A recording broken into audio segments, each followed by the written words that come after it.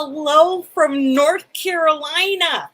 This is our 27th live session. Our plan is to go live every Tuesday at 10 a.m. Eastern Standard Time to share fashion industry news from the previous week. If you are team replay or team live, please check in and let us know where you are joining us from by leaving a comment below. Also, we are still looking for subscribers to our YouTube page. So please, I will be sure to add the link to the YouTube channel in the comments as well. My name is Rosalinda Cruz, and I am the founder and chief business development officer of the ASOR Collective, where we help underrepresented leaders in fashion with strategic planning and advising. Our mission is to support a more diverse and inclusive, sustainable fashion industry by filling the leadership and ownership gaps. So, in the apparel supply chain. But on these lives, I try to reconcile my love for fashion and retail with my values around sustainability, diversity, and inclusion. And I really advocate for supply change. And I also try to raise buyer awareness, with sometimes those things are in conflict. But really what my goal is to get out of the silo effect and work across sectors in the fashion industry to create solution-based conversation versus hair-splitting debate. So that is my cue to go to the next slide. There we go. I haven't been here for a couple of weeks. I almost actually wanted to start off the live by saying, did you miss me? But I didn't. I held back. But in any case, on these lives, I tried to cover announcements, planning PSAs, North Carolina news, industry news, product services, workforce, and then the green carpet, where I talk about brands, concepts, and processes that are being called to the proverbial carpet. So let's get into it. And I got my trusty glass of water here. Trying to stay hydrated because it is hot. It is hot out there. All right, so announcements and planning PSA. So June, we have another executive roundtable that is going to be on June 15th, where we talk about government export assistance for Made in the USA apparel. And we are also halfway through the year. So crazy. I can't believe it. This year, I feel like it has both like sped by, but I also feel like it went by really slowly. So in any case, so we're halfway through the year.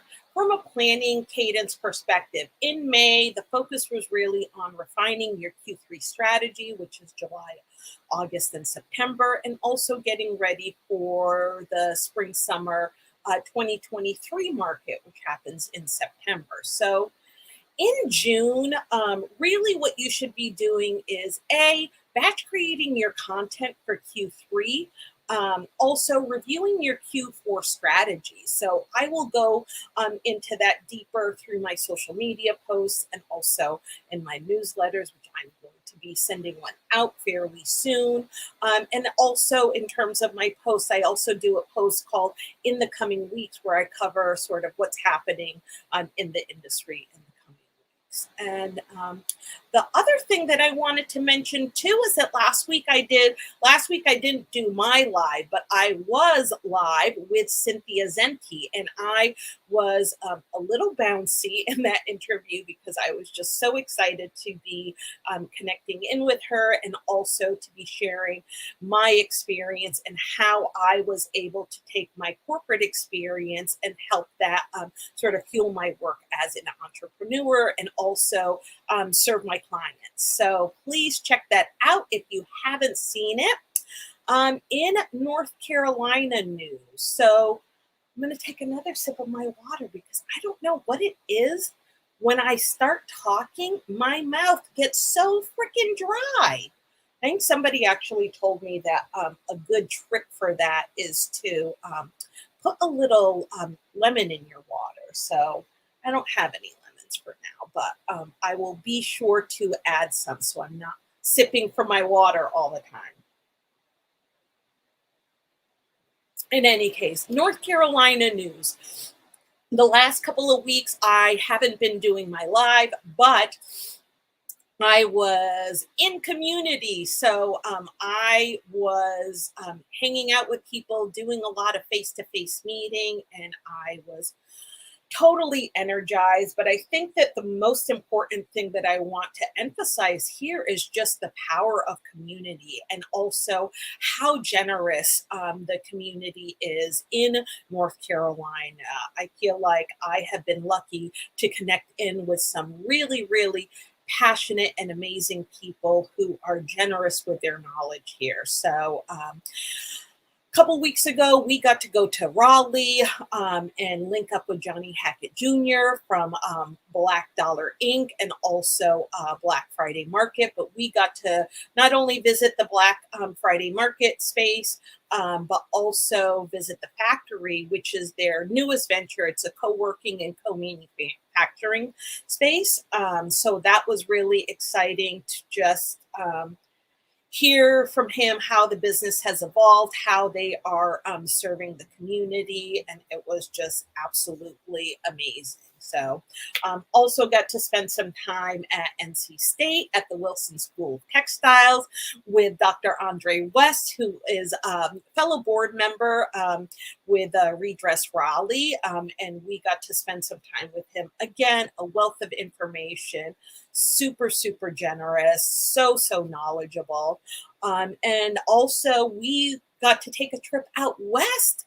I haven't been out to the western part of the state since, I want to say, actually the beginning of COVID. Yeah, it was actually March of 2020. So crazy. In any case, we got to go see the Industrial Commons and get a tour of their new space.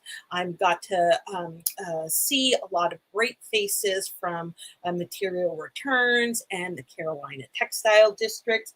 And then we headed a little bit south to Manufacturing Solution and got to hang out with Tanya Wade.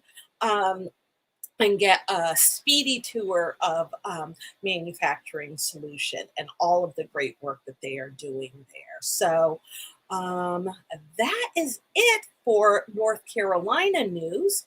In industry news, so last week, and I'm sharing some information from the last couple of weeks since I haven't done these lives in about 2 weeks, which is so crazy, but totally okay too.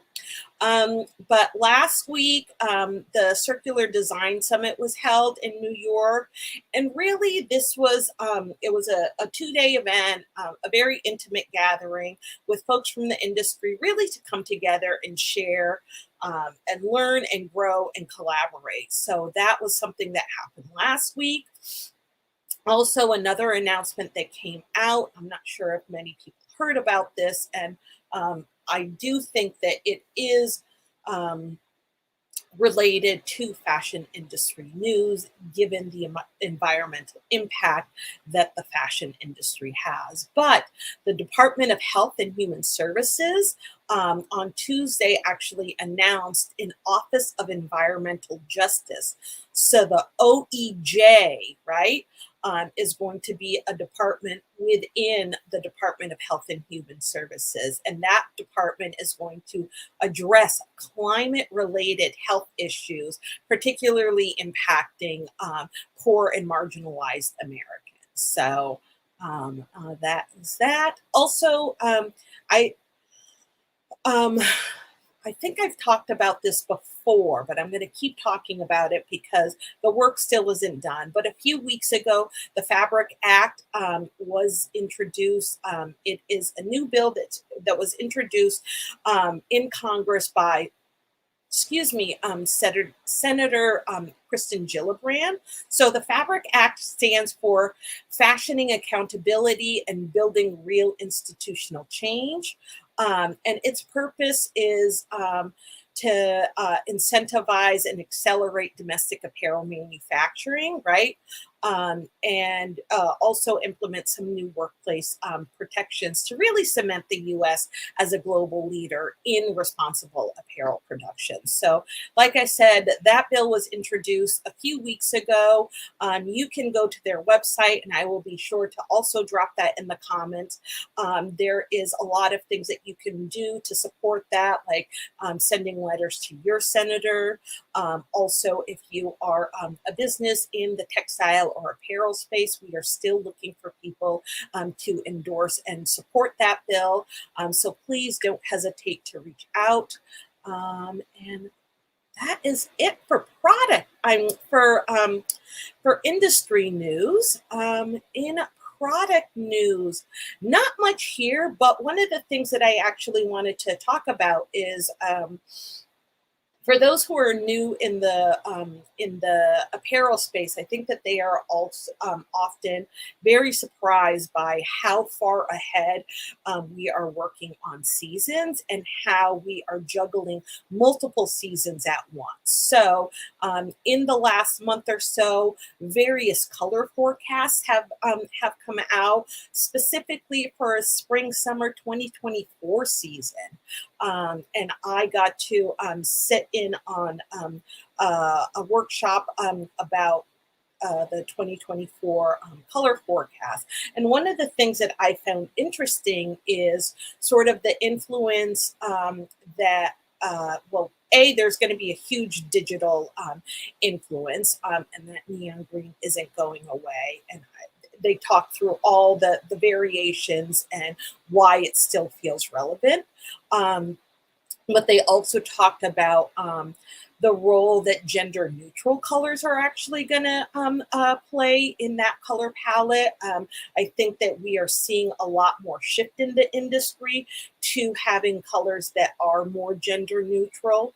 And one of the things that not a lot of people know, but there are different color palettes, right? You'll see some similarity across, men's, women's apparel, children's wear, and that sort of thing. But a lot of times those color palettes are unique, which I think does also contribute to a lot of the waste in the industry. So I think that just being more socially and environmentally conscious is really pushing people in the direction of having more of those gender neutral colors so that they can really perform across the different categories. So I thought that that was interesting and really wanted to share that with you guys. Another swig of water. So, in service news, one of the things that I wanted to really mention, which I don't know how much of this is on people's radar or people who are outside of the tech industry, but there is a changing, the landscape in advertising has been changing over the years, definitely over the last couple of years, but it has experienced more drastic changes, right? In the last, I believe in the last month. So there have been some restrictions on third-party data, which is impacting advertising efforts on Facebook and Google Ads, which rely very heavily on third-party data. So I'm curious to hear how this is impacting people, and also one of the things that I have been seeing as a result of this is that people have been, and this is also a good opportunity for other people who may not have done this, but really increasing their efforts to get first-party data. And first-party data is your own personal email list, email marketing, SMS marketing. Also, although I find that really annoying, and I feel like it's not that easy to unsubscribe from it. But in any case, I have definitely seen an increase in email marketing, or at least campaigns for people to increase their marketing efforts. So again, if you have any experience with that, please share it in the comments below. Workforce. So one point that I wanted to make about this, and one of the things that I talk very openly about is sort of burnout, toxic work cultures, and one of the things that I saw a post last week on social media, and it was a young woman talking about how she had a conversation with her manager, and said to her manager, "Hey, listen, I feel like I don't have enough work to do. I feel like I could take on, more work," and really challenging her manager to increase her workload. And one of the things that her manager said was, "Is it that you don't have enough work to do, or is it that your previous employers overworked you and you don't know what a normal workload looks like? And having downtime in the workday feels completely foreign and unnatural." And I mean, obviously, like, she had this huge aha moment and realized that having downtime is a perfect opportunity to do other things like research, give yourself some thinking time. And it really made me want to kind of double down on embracing downtime. One of the things that I talked about is sort of my abbreviated work week and how I only work Monday through Wednesday, and how I manage my workload to ensure that the work that needs to be done can be done in that period of time. So I'm curious to hear how people are how this sort of lands with people. But in addition to that, another conversation that has still been floating around is, right, the Great Resignation, and I feel like I've been hearing mixed information about this, because in one sense, I find that as businesses are opening up, businesses who talked about embracing a new and different way of working, like, all of that seems to have been talk, and it now has sort of flown out the window. People are being called back to offices and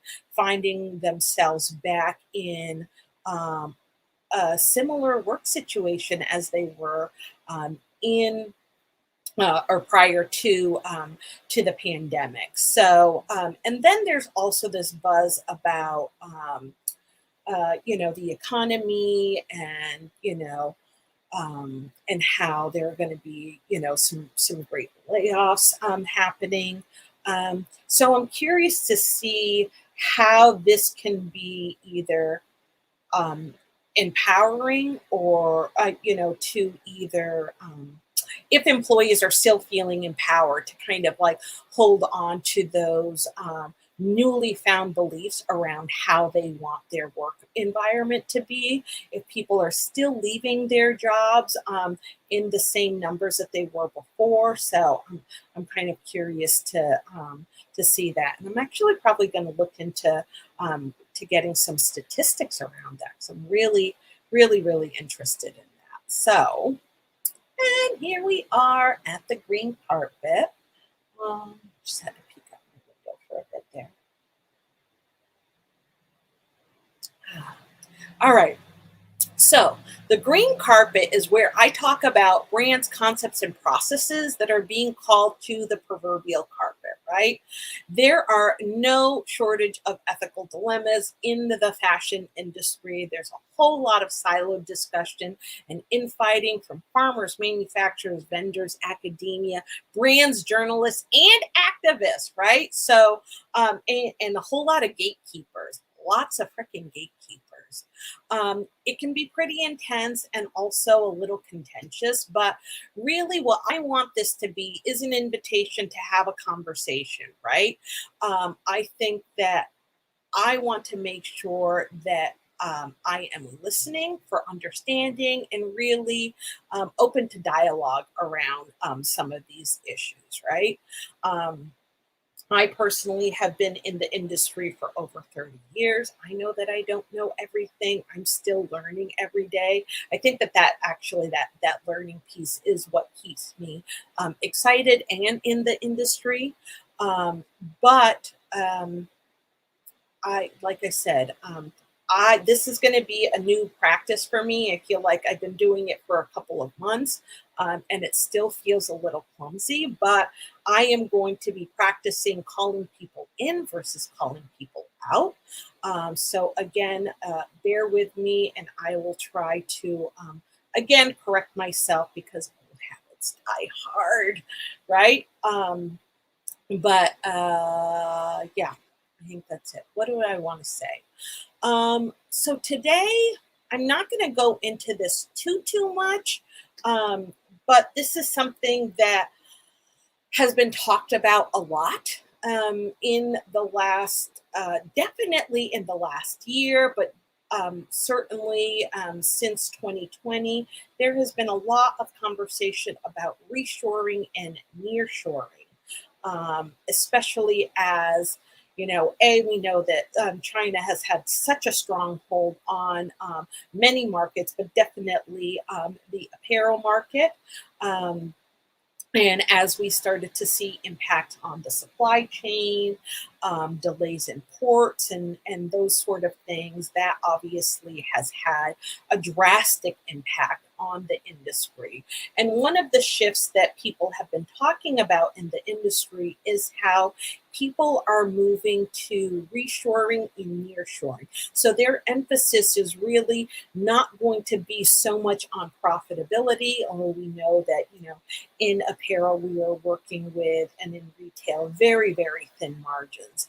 But what they are going to be focusing on is having a more nimble supply chain. And proximity allows for brands and businesses to be more nimble, which is why there has been this uptick in conversation around reshoring and nearshoring. So, last week, Seams, which is the association, they're the association voice of U.S. sewn product, um, and so they shared a report from the Reshoring Initiative, and that was a 2021 data report, right? And some of you may have seen my post about that last week. So the data report is essential product industries drive job announcements to high records. So um, one of the things that I feel like that there were a lot of things that felt a little bit misleading, but obviously seeing this being posted by Seams, I assumed that there was going to be a lot of information on, or a lot of data on, the reshoring and nearshoring that was happening within the apparel and textile industry. And when I went to, I clicked on the link, and I had to probably go through about five more links or clicks of the button before I could even get to the post. So, or get to the actual report. The report is pretty lengthy. I can't give you page numbers because it is in a digital format, so you can't download it and see how many pages. But I would assume there's probably at least 30 pages in that report. And really, like I said, there wasn't a lot of information in there. The one thing that I did see is that the apparel industry does seem to be lagging. There is a huge increase in transportation and equipment. They have seen a 27% increase in reshoring, whereas the apparel industry or textile industry has seen about a 4%. And so I think that that actually is in line with what I have been hearing out there. So one of the things that I have been hearing is that yes, there is a lot of interest from brands to produce more made in the USA textiles. The challenge is that a lot of them are coming to the table looking for overseas pricing for domestic product, right? And so that has been kind of a non-starter. A lot of people aren't interested in haggling over price or trying to, convince people of their value.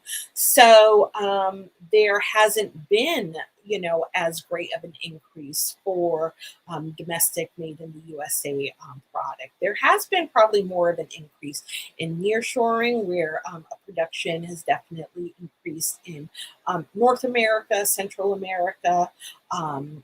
So that is a positive thing for brands who are looking to be more nimble. But I'm kind of curious to hear from people what is needed in order to increase sort of the made in the USA products. Obviously, you guys know that this is something that I'm super, super passionate about, which is why I work with a lot of US brands, sustainable brands in particular, but really working with them on being able to increase their profitability and create more sustainable business models that are less taxing on them, let's be honest. Running an apparel business, regardless of where you are, sort of like in the supply chain, is super, super challenging. But those are my 2 cents. I'm curious to hear what other people's experiences have been. But we are almost out of time. Um, as you guys know, I mentioned that I am going to be releasing a newsletter. I will be going into more detail around planning cadence for June. Remember, we're supposed to be working on our Q4 strategy, which is actually one of the biggest seasons in the fashion industry, I think for a lot of industries due to the holidays. But in any case, I will be doing this live again. I will try to stick to my Tuesday at 10 a.m. Eastern Standard Time schedule. Remember, our mission is to support a more diverse and inclusive, sustainable fashion industry by filling the leadership and ownership gaps in the apparel supply chain. I will see you next Tuesday. Have a fantastic week. Bye.